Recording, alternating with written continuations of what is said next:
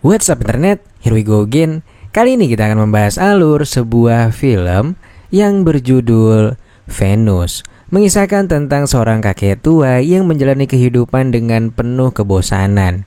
Untuk membunuh rasa sepinya, ia bahkan sampai tinggal satu apartemen dengan seorang sahabat dekatnya. Suatu ketika sahabatnya itu pun kedatangan satu orang keponakannya yang baru lulus kuliah dan berniat untuk mencari kerja. Mereka pun tinggal satu apartemen dan mulailah nih muncul perasaan suka dari si kakek kepada keponakan sahabatnya sendiri, sampai terjadilah kegiatan yang sangat disukai warga Tell Story. Lantas bagaimanakah cerita selengkapnya? Langsung aja kita masuk ke dalam alur ceritanya.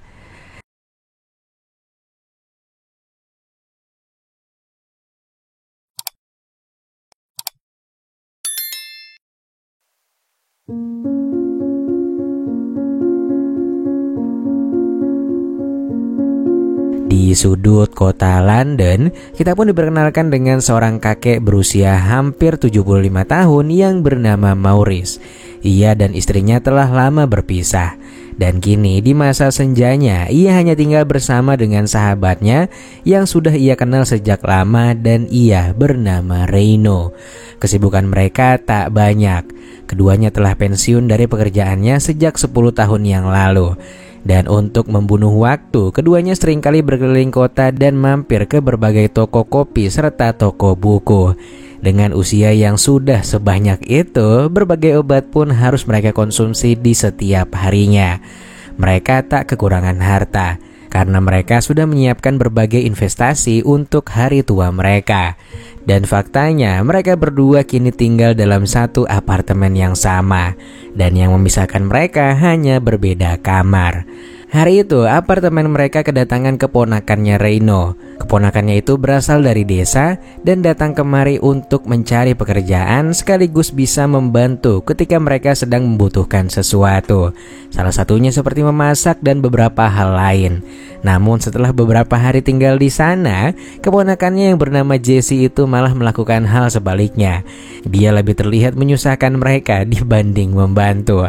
Bahkan Jesse meminum semua minuman Reino sampai tak tersisa.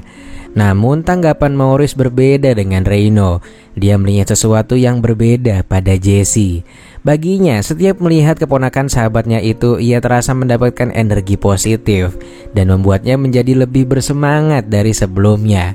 Bahkan di beberapa kesempatan, khususnya ketika Jesse sedang memakai pakaian yang rada sekut, nampak perseneling dalam sangkar milik Maurice agak terbangun nih dari tidurnya. Kala itu saat mereka sedang mengobrol, Jess bercerita kalau ia sangat ingin mencari pekerjaan di kota itu. Katanya dia ingin menjadi seorang model. Maurice pun bilang kalau ia memiliki seorang rekan yang bisa mengorbitkan namanya. Dan faktanya Maurice ini ketika muda ternyata merupakan seorang aktor yang bisa dibilang cukup terkenal cuy di dunia perfilman pada masanya. Namun sebelum itu, Maurice ingin mengajak Jess jalan-jalan, nonton dan mengobrol di taman. Tentu aja Jess nggak suka dengan kegiatan itu. Ia pun akhirnya mengajak Maurice pindah ke sebuah bar dan mengajaknya untuk minum-minum cantik. Namun karena kebanyakan minum, si Jesse malah jadi teler. Ketika di perjalanan pulang, Maurice melihat Jess yang sedang tertidur pulas. Maurice pun memperhatikannya dengan seksama. Dan saat itu keinginan Maurice untuk mempush rank Jesse benar-benar memuncak, apalagi setelah ia melihat belewahnya. Namun sayang, karena persahabatannya bisa rusak, pria itu harus kuat-kuat menahan keindahan tersebut.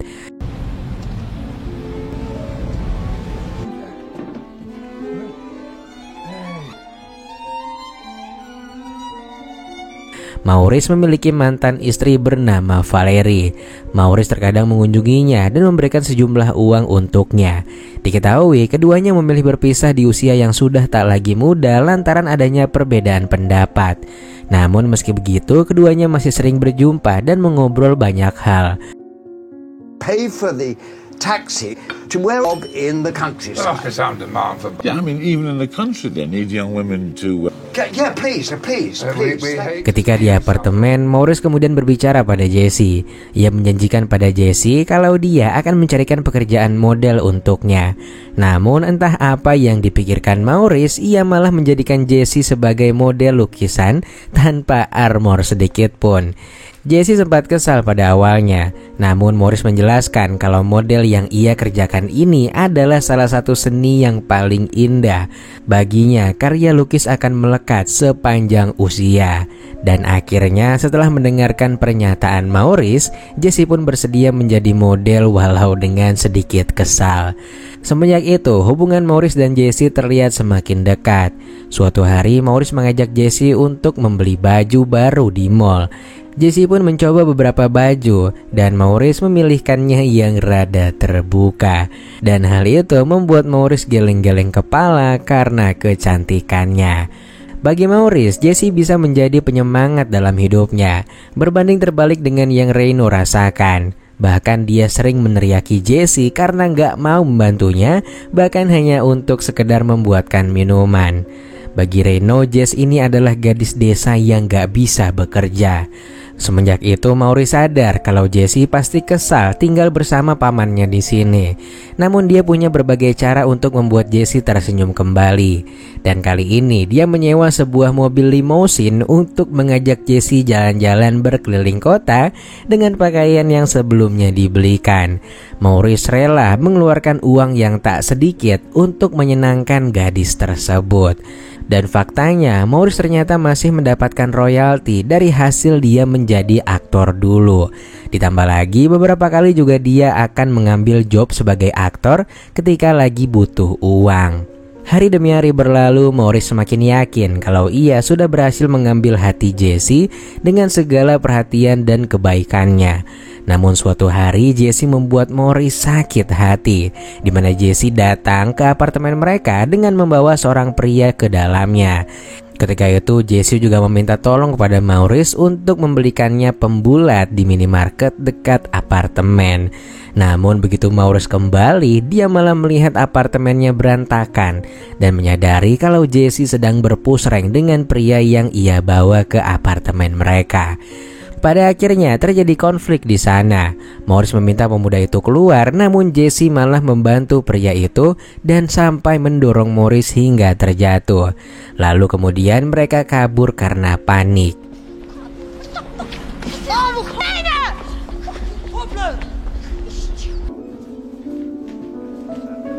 Beberapa saat kemudian ketika kembali ke apartemen, Jessie melihat banyak polisi dan Reino berada di apartemen. Maurice mengatakan pada polisi kalau dia baru saja kerampokan. Maurice sengaja berbohong untuk melindungi Jessie. Jessie pun sangat malu karena seharusnya dia nggak melakukan ini pada Maurice. Maurice pun kini hanya bisa terbaring lemah di kasurnya gara-gara dorongan yang dibuat oleh Jessie, dan makin kesini Maurice malah semakin lemah. Meski begitu, Maurice nggak marah kepadanya. Bahkan dia senang dari kejadian ini karena Jessie telah kembali ke settingan awal. Jessie pun kemudian tersadar dan meminta maaf atas tindakan bodohnya kemarin. Dia pun berusaha melakukan apapun supaya Maurice bisa bangkit dan sehat kembali. Ia juga menjadi wanita yang lebih mandiri dan mengubah semua kebiasaannya. Ia juga sadar kalau selama ini Maurice sangat baik kepadanya karena ia menyimpan rasa padanya. Ia benar-benar tercerahkan karena kejadian ini. Dan demi menyemangati Maurice, ia memberikan sarapan bergizi gratis dan memberikan belewah gurih terbaiknya. Jessie juga mengabulkan keinginan terdalam dari Maurice yang tak lain dan tak bukan adalah menseruput persenelingnya. Yang mana sayangnya otot-ototnya itu sudah tak lagi sanggup bekerja dan jadinya ya cuma loyo. Hari demi hari berlalu sampai suatu ketika secara mengejutkan Maurice meminta Jessie untuk diajak jalan-jalan meski keadaannya belum sepenuhnya pulih. Mereka pun pergi ke bar langganan Maurice dan menikmati minuman di sana. Setelah dari sana, Maurice meminta untuk diantarkan Jessie pergi ke pantai. Jessie pun menemaninya dengan sabar dan membantu Maurice sampai ke pinggir pantai karena katanya Maurice ingin bisa merasakan air laut. Jesse menuruti semua permintaan Maurice karena dia memiliki feeling tak enak kepada Maurice. Lantas ketika mereka sedang beristirahat sejenak, nafas Maurice mulai tertatih-tatih. Dan saat itulah tak berapa lama kemudian Maurice menghembuskan nafas terakhirnya. Jesse benar-benar merasa kehilangan. Begitu juga dengan Reino dan beberapa kerabat lainnya. Namun hidup harus terus berjalan. Dan kini Jesse memilih meniti karir di tempat di mana ia pernah disarankan oleh Maurice, yaitu menjadi model lukisan. Dan setelah itu film pun selesai.